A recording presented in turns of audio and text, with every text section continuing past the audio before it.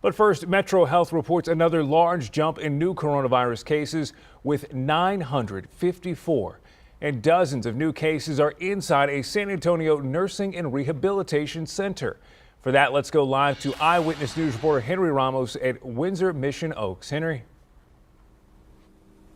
Well, Aaron, tonight a public health investigation is underway after 66 residents and an employee here tested positive for the virus. You know, nursing homes, they could be breeding grounds for virus outbreaks because of how quickly the disease can spread. Now, the city tonight saying that it was informed yesterday about an employee testing positive here at the Windsor Mission Oaks Nursing and Rehabilitation Center.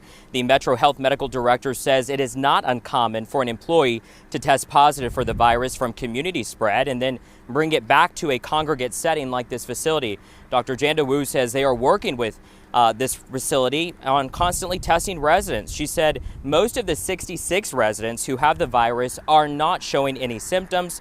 According to its website, this facility specializes in mental health care to geriatric patients here in the San Antonio area. But here's the challenge. It's controlling the spread of the virus in this type of setting. The physical space, the shared airspace, there are a lot of things that make transmission happen more readily in a communal setting like that. You've got that staffer going from room to room, and so if they're not being meticulous, donning and doffing their PPE between every room, that can cause transmissions.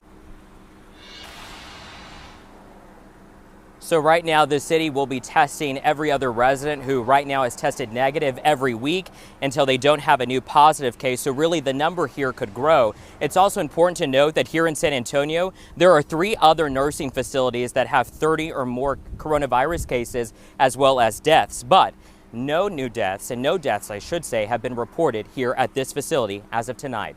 We're live here in the South Side. Henry Ramos, KINS 5 Eyewitness News.